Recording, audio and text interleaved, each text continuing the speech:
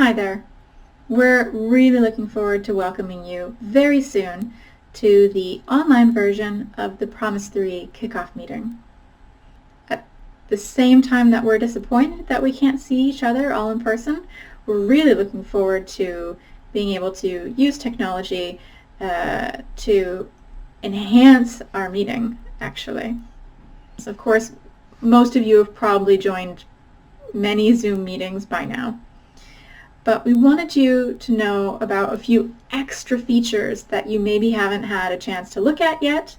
And we've also enabled some extra features that we haven't seen in most other Zoom meetings. So that's what the first part of this video is. And then in the second part of this video, it's a very short introduction to something called Teams. And Teams is the online platform that we will use for partners, experts if you want to join as well, for sharing of documents during the project. And partners, this is the place where you're going to be expected to log in and put all of your reporting and documentation that's required from you for the project. Let's get to it.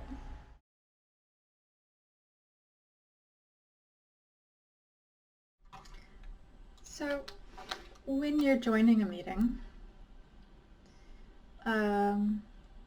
there's a couple of ways to do it. There's a small download that can happen to install Zoom, like a plug-in to your browser, or even the desktop app if you want. You don't need to do any of that. There's also an option here to join from your browser. Just a note that there are some features that don't work when you join from your browser. Like if we have a poll, for example, you won't be able to see the poll. There might be some other things that don't work that I don't know about.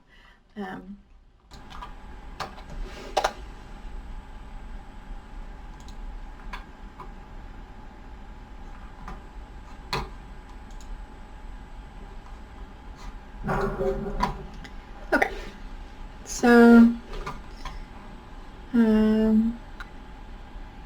when you join, you're hopefully going to see a preview of yourself.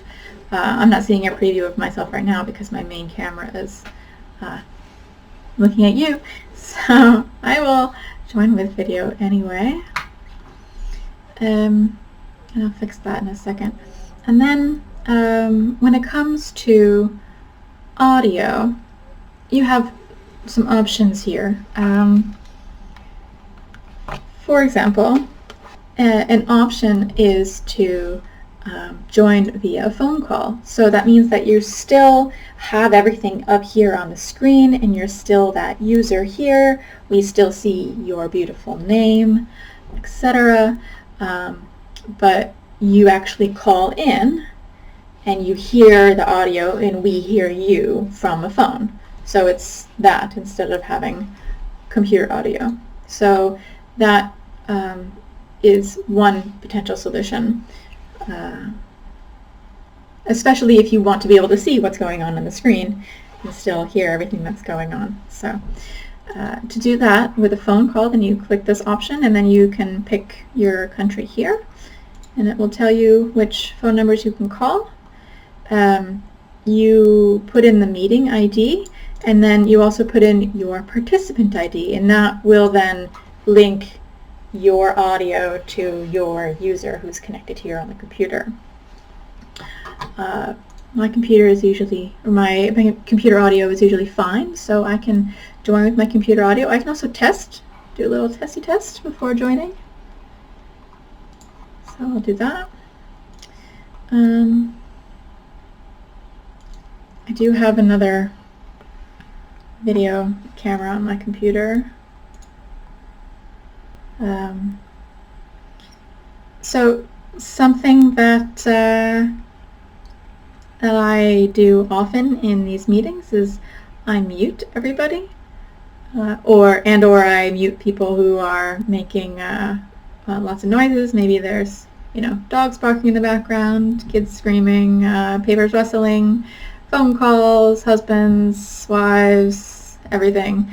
So I often mute everybody, but that doesn't mean that you can't speak.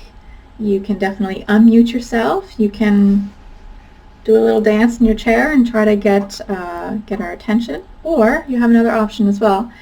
If you open up the participants section here, this button down the bottom, you'll see that you'll have a list of participants. Right now it's just me.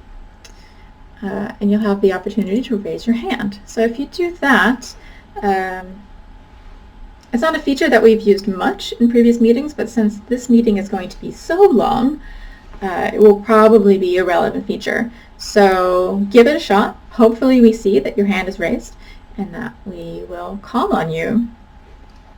There's also some other features here that could be quite useful in terms of very quickly getting an idea of what people are thinking about without spending a lot of time trying to give everyone a chance to speak. That's the yes button and the no button. So should we take a break now?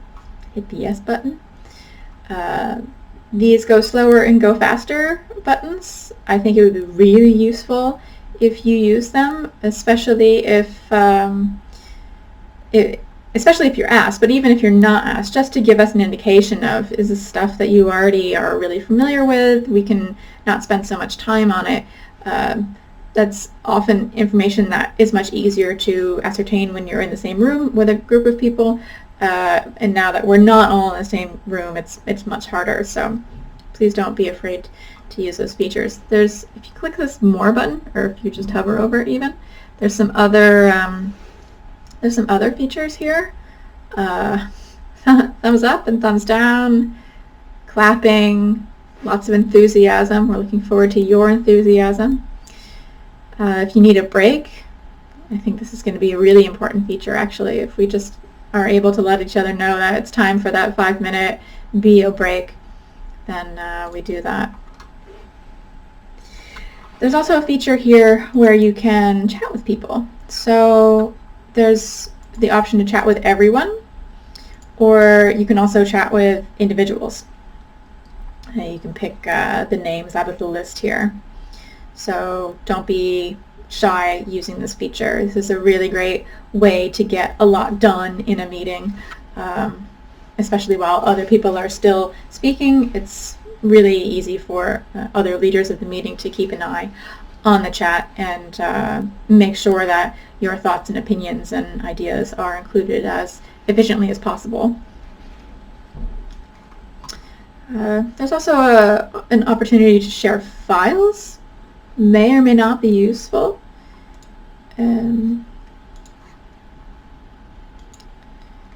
More ways to show your enthusiasm. If during the meeting, so say when you first join the meeting, you have quite good sound, both hearing everybody and everyone can hear you. But maybe sometime during the meeting, that changes. That happens all the time. There is an option at that point to come under this little microphone, click the button, and you can switch to phone audio, which brings up the same screen that I showed you a bit earlier.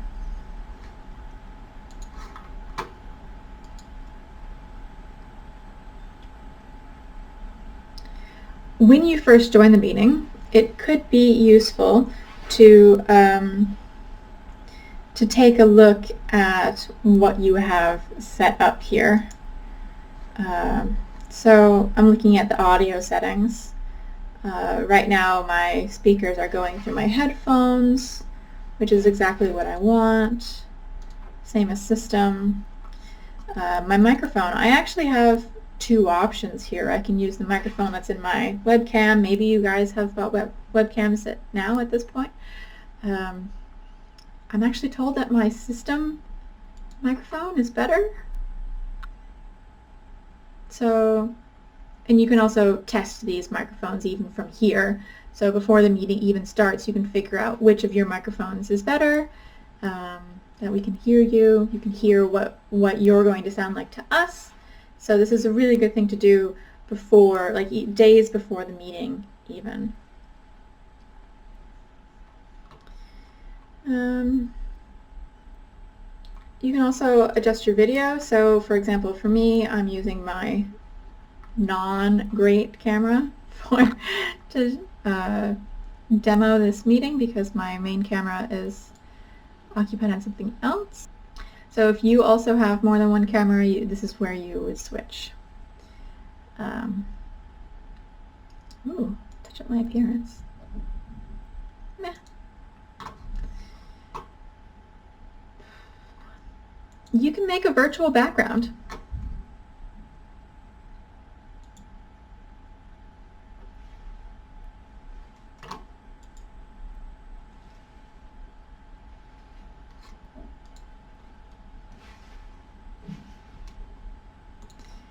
It's also possible to upload your own.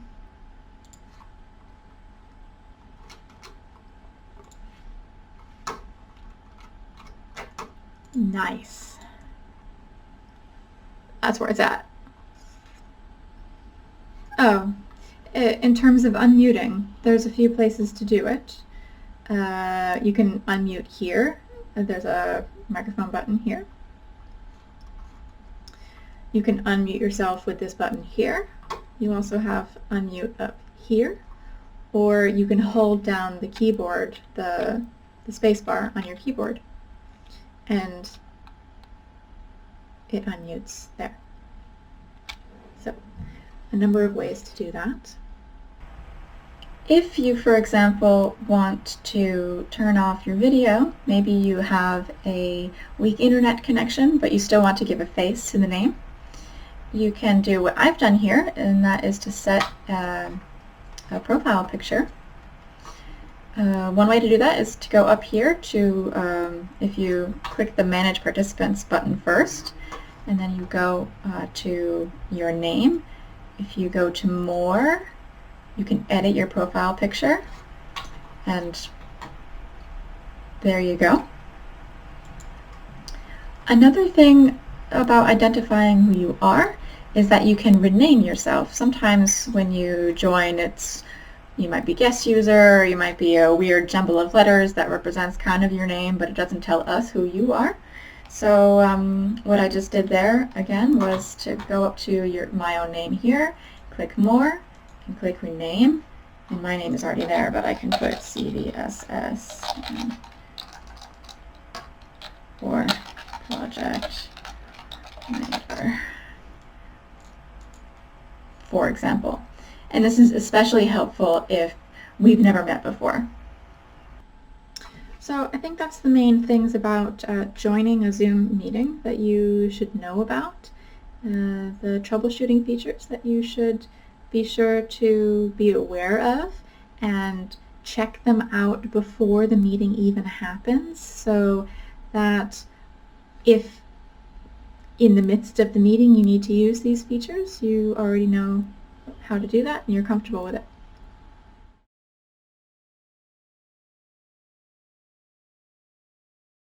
So we're really excited to see how this is going to work. Previously we have been doing a document exchange with open folders where anybody can access the folder if you have the link, which has served its purpose up until now, but now is the time to take a more secure approach to these documents, and we hope that you agree. And if you have some technical difficulties, then let's work them out sooner rather than later so that this is working nice and smoothly as soon as possible before the summer. I'm going to show you what it will look like when you join the teams for Promise. So what we will try first is to add you as a guest. You'll receive an email that looks like this. You can receive it either to your work email or to your private email, whichever you prefer. If you already use Teams at work, it might work better if we invite you through your work email, but it will depend on the security settings at your office. If not, then we can try with a non-work email. this is my non-work email, for example, just to show you an example of more closely what it will look like on your side. So if you were to open up Microsoft Teams and then log in, then if you're in the browser anyway, there is an app you can download, but you don't have to. It works pretty much exactly the same in the browser as well. Then you're going to get to a page that looks like this. In this posts area, you can type some questions and thoughts that the whole Promise team has access to. The most important bit actually is all of the other things along the top here, and I'll go one by one. When you go to Files, then you're going to find all of the general files for the project here. There's also a feature that you will see where you're going to see your organization name and the words private channel. And to show you that, I'm just going to go into my regular teams. So you see I have quite many more things here because I get to see all of your private channels. So I don't think anybody has anything in their private channels right now. Let's go to Offbeat's private channel. So for example, we can have private chats here if you want. It's not required. The thing that's actually important here is this is where you're going to put all of your files. So I've already created in all of your folders a folder for staff CVs so that we always have those there. This is important because I'm supposed to notify the EU when we have staff changes and send CVs. So this is something that I sort of struggle to keep a good handle on in Promise 2, so I'm trying to make this a bit easier for you and for me to constantly keep these things updated and make it very clear that we've got all of our I's dotted and T's crossed when it comes to that. I have to admit, mostly because I don't know what the ramifications are if I don't do this. So hopefully we never find out. And then we have a folder here of redacted samples of employment cost documentation. For this, we're going to go over it in the project launch meeting, and there's quite a lot of details about this and how to find out more information about it in the general section in this resources document here. Is a great place to start if you want to find out more about this. So those are the two folders that are there currently. We expect that you're going to put in your list of receipts, in your staff calculation sheets, any other documents that you need to submit to us should go here. This way you know what we have, and we always know that we have the most updated version of anything that you submit to us. It's our team is expanding, as you've seen.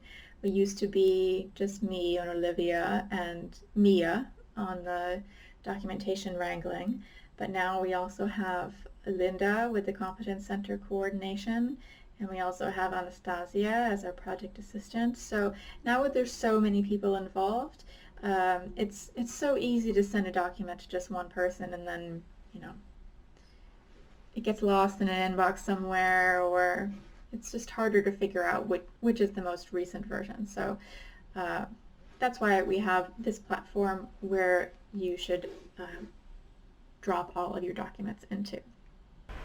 So when it comes to accessing the files section that I've talked about, an important thing is you need to, when you're logged into Teams, as I am now here, if you go over onto the left side here, you'll see you have an activity bell, you have a chat section, which is where I am now.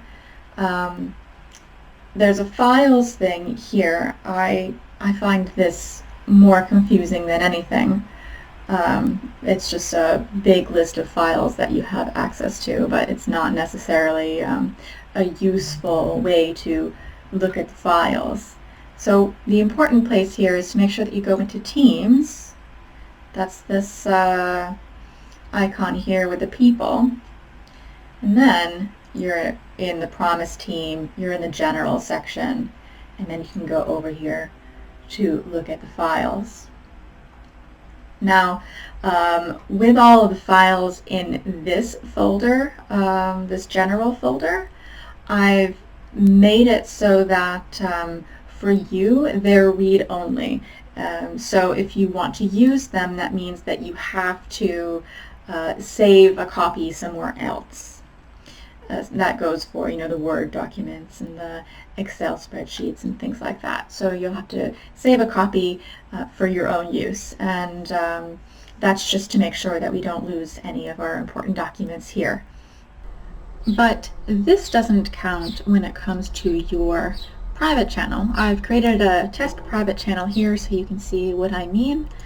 And here, when I am for example, if I want to upload the CVs from my organization and my organization's private channel, then I can do this here, and I can drag and drop, or I can click this upload button, etc.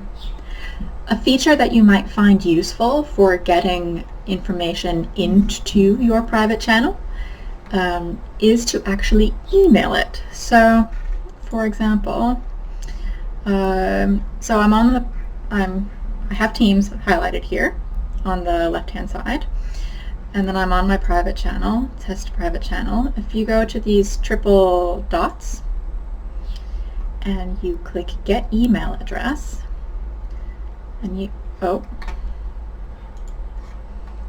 well, what should happen is you get a funky looking email address like this. So now if I want to forward an email to that address, as I will, for example, right now, what will happen is, you might need to refresh.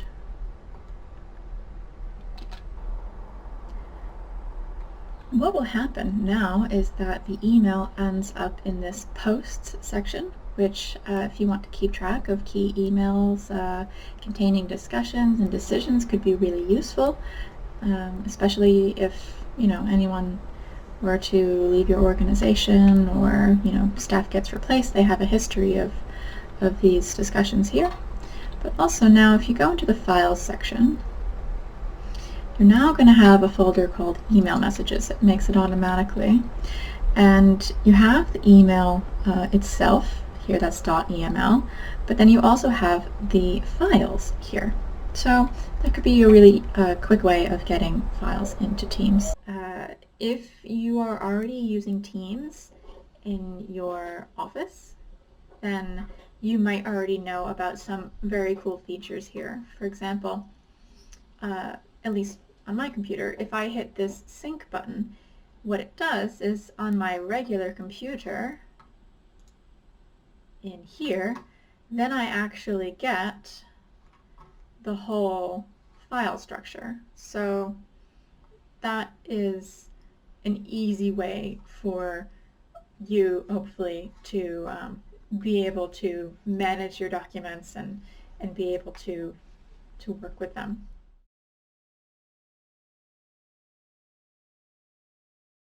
So the project meeting launch documents will be in this folder.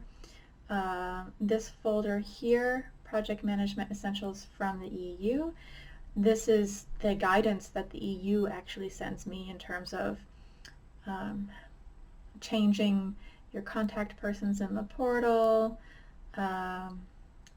L-sign, P-L-sign, how to actually do final reporting. So I've put all of these things here. There's one thing that I've created myself. It's this mock audit protocol, in case you want to do a mini audit on yourself and see how you're doing in terms of documentation and such. It would work with any project. We'll be building out this folder a bit more. This is the required documents for first payment. And here you'll find the standard back page for all documents. This is a tool that we've developed that helps you to reach the demand that the EU has, that on anything that we produce in the project, it needs to have the EU logo and it needs to have a specific text about the EU co-funding and also absolving the EU of responsibility of whatever the content is. So that's what's in here. There's a couple different versions of a Word template. There's also a PowerPoint slide. There's also a PowerPoint slide but in a PDF, so in case you made a PDF of your PowerPoint and you just want to swap it out or swap out the last page for a new back page, that is there too. And then there's some other file formats. The most useful one is this one here, the 2020 standard backpage P3 PDF. Just throw that into the end of any PDF document that you've got, and that's probably the highest quality and easiest one. But there's some other options here too in case that's useful for you.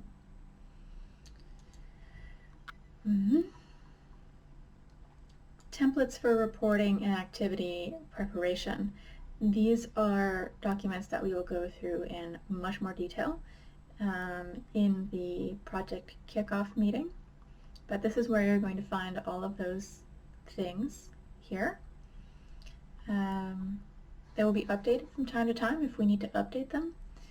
And all of the previous ones will go into this archive folder. So that's generally, if you see archive folders, that's because we had some files that were from before and we don't want to delete them in case we still need them, but we just throw them in the archive so that we always have a history of what happened before. It comes in handy sometimes. Soon we'll be putting in all of the training materials, etc. that needs to be translated in English into this folder. We'll let you know when this is done. There's just some working documents there now. You don't need to worry too much about it. Here, one of those archive folders.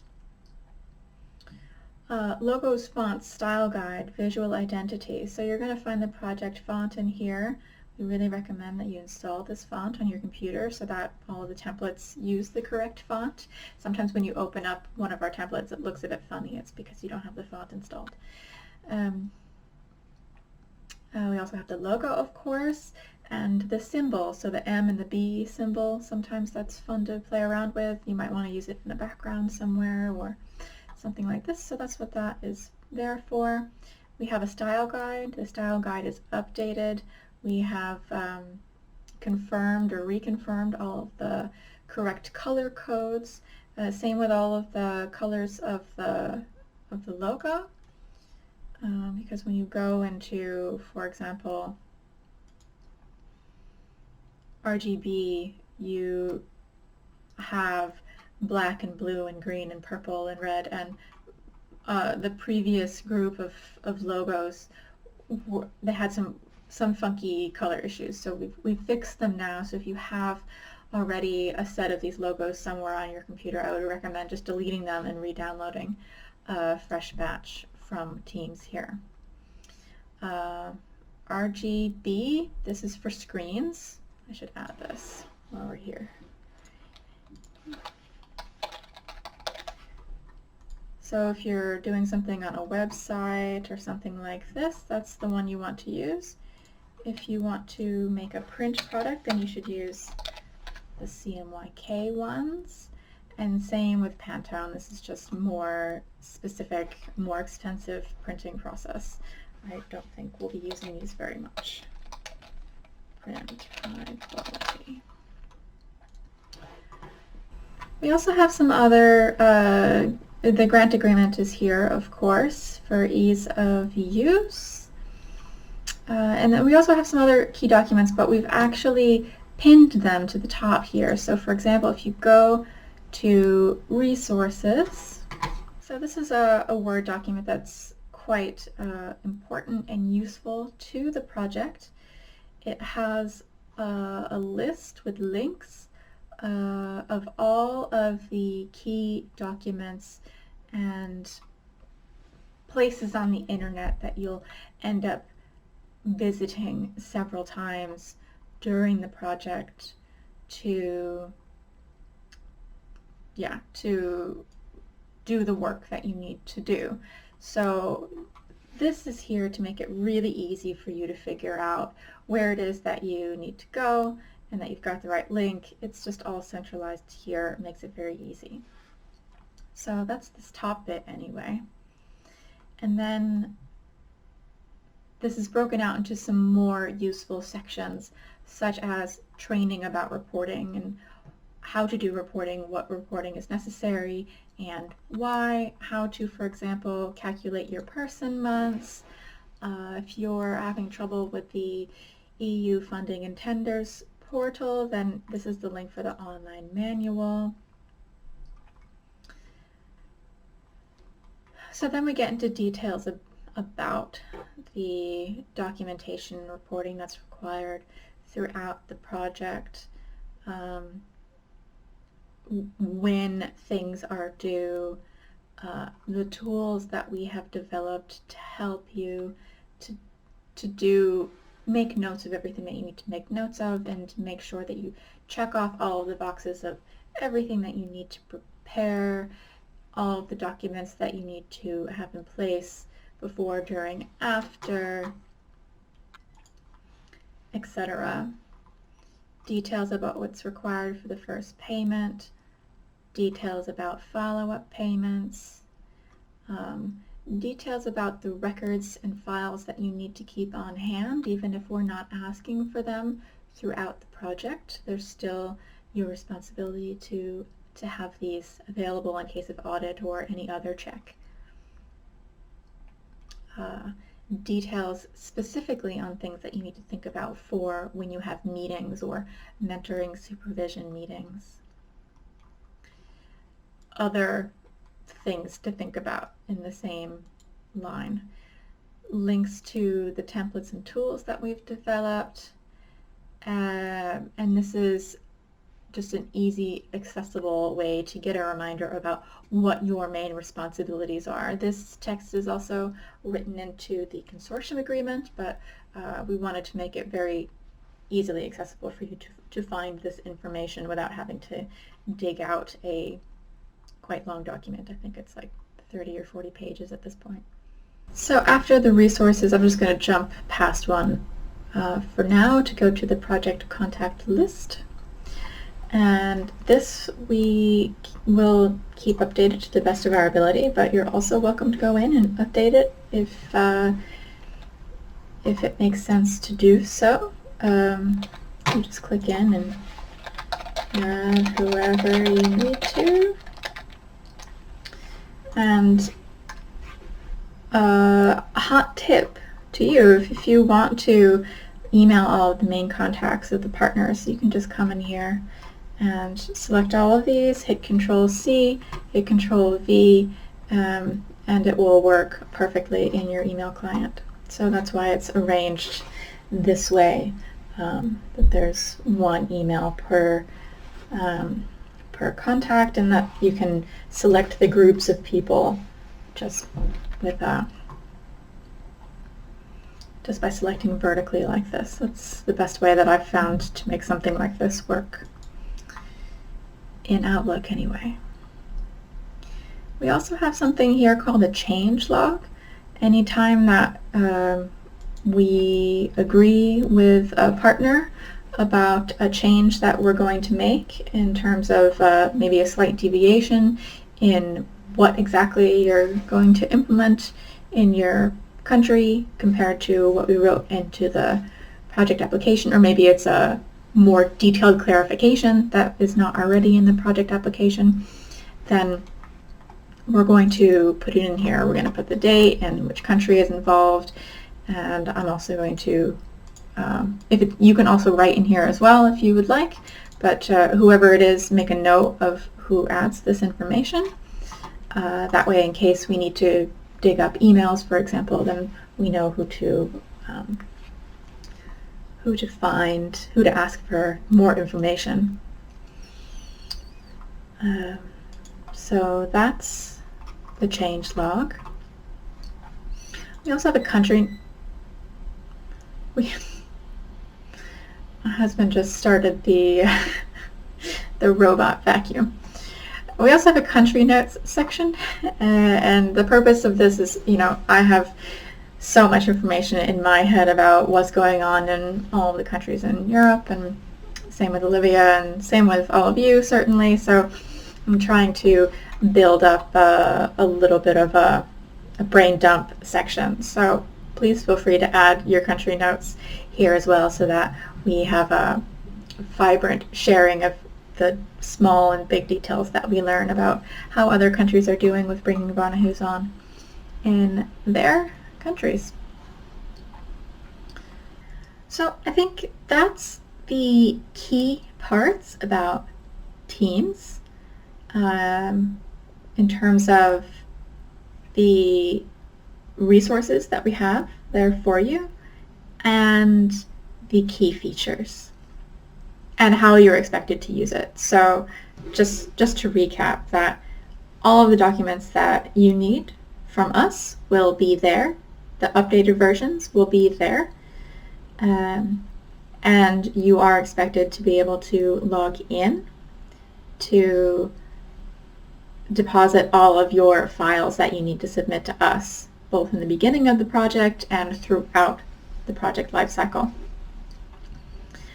And if you're not able to make it work with a work account or even a private account, then we can actually create a CBSS account for you specifically, so that you're able to log in on a browser and access the web version to do this job.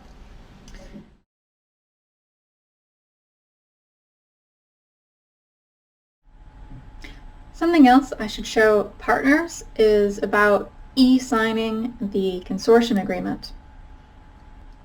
So whoever this is sent to will get an email that looks something like this, and you can click on to review and sign. When you do that, you're going to land on a page that looks like this, and you should select your organization from this drop-down list, what city and country you are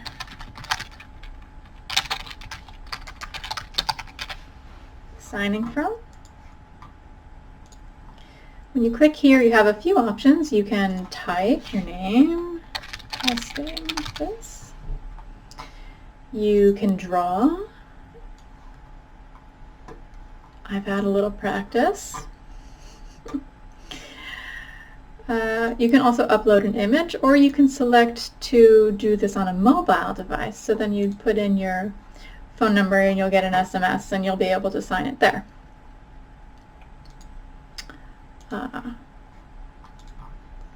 If you just draw your name without typing it, then you can type in testing this and click apply. So there you've got your beautiful signature, and then enter your job title. Not a real job. So that's all you need to do. Then you'll hit this click to sign button, and then the file will then go to Olivia at the CBSS, and then she will have a chance to sign it. And when she is done, you'll get the final document in your inbox. Just for fun, I want to see what happens when I try to sign it from my my phone. So got the email there. I'm going to click review and sign. So it looks exactly the same. City and country. So, done. And then there's a big blue sign here. Okay, click that. And then again, you have pretty much the same kind of selection. You can type, you can draw, and you can select an image. I'm going to select draw. Ooh, that looks much prettier. Enter my name, apply, enter job title, done, finish. I agree, tap to sign. You're all set. So now the document was signed by 2 parties, and then CPSS gets a copy automatically, and you get a copy automatically. Done.